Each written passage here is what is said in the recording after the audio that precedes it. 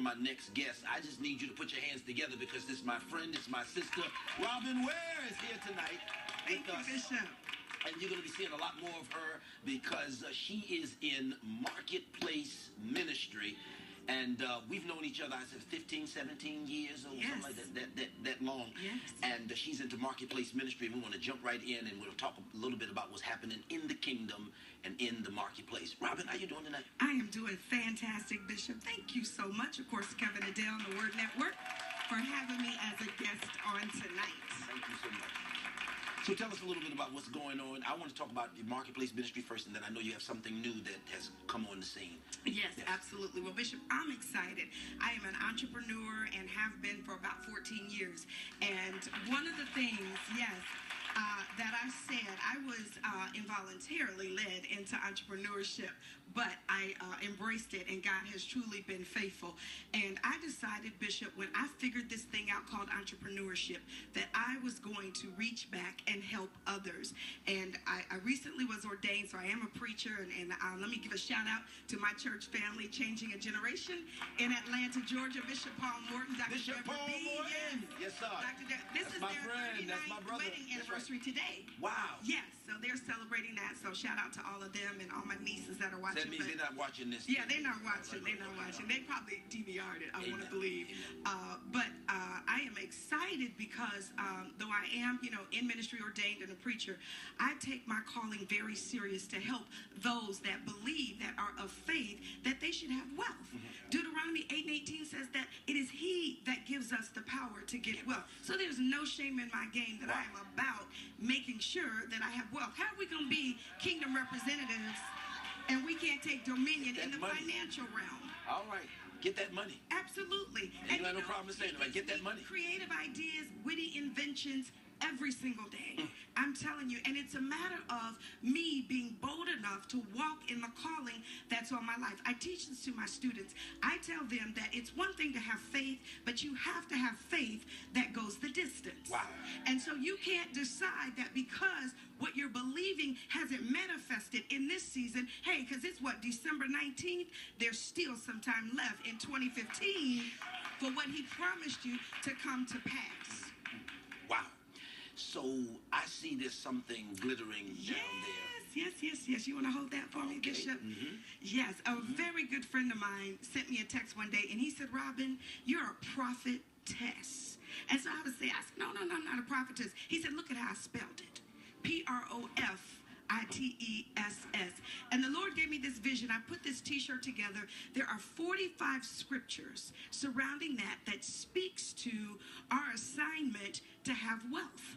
Wow. And so for those that aren't comfortable with saying that they want to be wealthy, I let them know this is biblical. Who is not comfortable with wanting to be wealthy? Well, let me tell you, there are those struggle, that challenge me sometimes about my focus on my assignment of having wealth. But Bishop, do you know that it is money that gets you a seat at the table? Yes. Yeah, no one wants to take authority unless Ecclesiastes says that finances is a defense. That's right. Absolutely. Finances, money we say this, I have all this faith. Well, faith without works is dead. I need you to stop getting in prayer lines. You don't need any more prophecies. You don't need anybody to read any more scripture to you. I need you to get out there and get busy. I need you to do the work. Wow. And that is how increase comes. And it took me a minute to figure out what exactly I was supposed to do. That's fine. Just do something. When you work with someone like me, now that I coach, I help them understand that you reach for the lowest hanging fruit. Do what comes naturally to you that people ask you for, right? You reach for the lowest hanging fruit. Yes. Wow. So you don't just try to jump up there and be at the top of the tree and something. No. Because you know what? God doesn't want us just to run out and do something to make money. That won't sustain you. You have to do something that creates passive income. So when I go to sleep, I wrote this book called How to Make Your Inbox your cash box. Okay. So when I get up in the morning, yes, I pray. I thank God for another morning. But Bishop, then I get on my smart device. These are truly crossing over messages right now, because 2016 is going to be the year of the crossover. Crossing out of the old into the new. Yes, yes. And this is some brand new concepts. And so your inbox is your cash box. Absolutely. I get online and I look at my different apps, because I have more than one, that I'm able to collect money. And so I get to see how much money I made while I sleep. Wow. So I have all the strategies in there of how to make your inbox your cash box. And talking about crossing over, in the beginning of 2016, January 14 through 17, I am having a retreat, P3, Pray, Plan, and Prosper. Pray, plan, and prosper. Yeah, we're going to the mountaintop, and I told people, don't worry about it if your friends aren't willing to come and go with you. When Jesus went to the mountain, sir. right? Yes, he sir. took his three, right? Yes, sir. He Yes. took three. I was going to with tell you, him. all of them went to the mountain. Yeah, Go ahead, yeah. And so I want people to understand that we're going to this retreat. We're going to seek God's face so we can hear what he has in store for us. Then we're going to plan. We always talk about write the vision, but if you keep reading, you got to plan. And then that's when prosperity shows up. So you just don't jump out there doing anything. What is prosperity? You know, prosperity is having the ability to have wealth, to get what you need when you want, the way you want it. And I have it in wealth, in my health, in love. So it's just not a financial thing. I have a great life, Bishop. My family's blessed. My business is blessed. All of my coaching students are blessed. It's because I'm a person of integrity. And I'm very comfortable with the giftings that God gave me. So I am a very prosperous person. So that's why I was asking you, who would kick at and buck at being rich and being successful and would have a problem? I know that there's a lot of erroneous teachings on prosperity and the manipulation of scriptures, but certainly this is none of those things are going on. Absolutely It's not. simply that God willed that we would prosper, be in health, even That's as our right. soul shall prosper. Absolutely. Supernatural joy, supernatural healing, and supernatural cash flow. Yes, And I yes. know that that's about to happen. Absolutely. That's the one thing you can take to the bank. And that's what I tell my entrepreneurs. Listen, we are in the kingdom, so if anybody should win, it should be us. Absolutely. So I'm faithful. I sow seed. I serve. Somebody said it earlier. I serve. I mean, I am a really big giver. I give till it hurts. But when I tell you God has honored every single sacrifice, and I still am expecting some major things. In our final moments, I want to highlight something, because maybe people don't know it. But this is a powerful, powerful, powerful woman talking to you right now. Oh, this guy. Thank you, Bishop.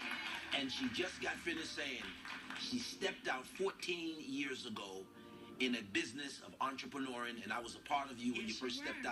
out there. I was in the business of doing conferences, Yes. pulling conferences together, made a whole lot of money doing that, Yes. putting conferences together.